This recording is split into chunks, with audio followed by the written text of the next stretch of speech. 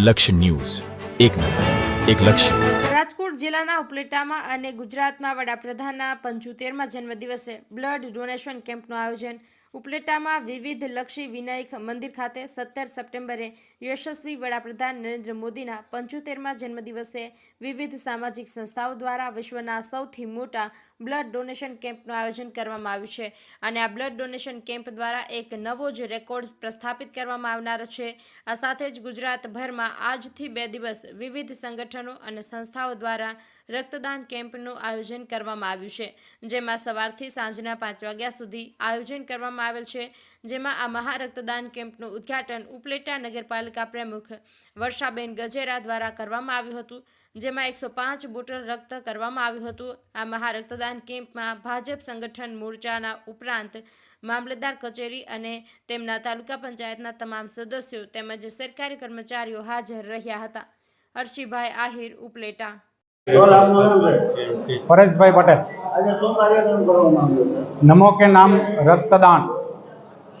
આપણા લોકલાડીલા પ્રધાનમંત્રી શ્રી નરેન્દ્રભાઈ મોદીના જન્મદિવસ નિમિત્તે આજે ઉપલેટા શહેરની અંદર રક્તદાન કેમ્પનું આયોજન કરવામાં આવેલ છે, જેની અંદર કુલ 400થી વધારે જેટલું રજીસ્ટ્રેશન થયેલ છે.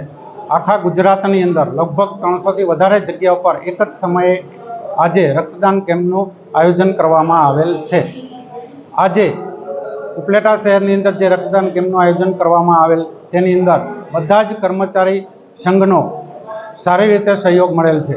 એ ઉપરાંત ઉપલેટા શહેરના ગ્રામજનોનો પણ સારી રીતે સહયોગ મળેલ છે. સાહેબ, આપનું નામ? મારું નામ બહાદુર ડાંગર, રાજકોટ જિલ્લા માધ્યમિક શિક્ષક સંઘ પ્રમુખ તરીકે મારી ફરજ નિભાવું છું.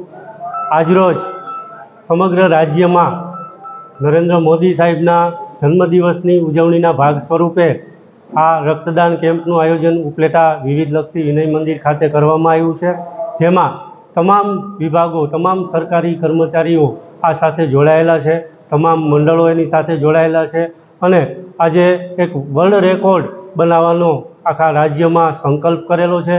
દરેક જગ્યાએ 300થી વધુ જગ્યાઓ ઉપર આજે રક્તદાન કેમ્પ અત્યારે યોજાઈ રહ્યો છે, જેમાં ગ્રીનિસ બુક ઓફ વર્લ્ડ રેકોર્ડમાં સ્થાન પામવાની એવી 1 લાખથી વધારે રક્ત બોટલો એકત્ર કરી અને જે ઓપરેશન સિંદૂરની સફળતા મેળવેલી છે આપણી સરકારે, એમને આ ભેટ સ્વરૂપે તમામ સંયુક્ત કર્મચારી મોરચાઓનું આ આયોજન છે.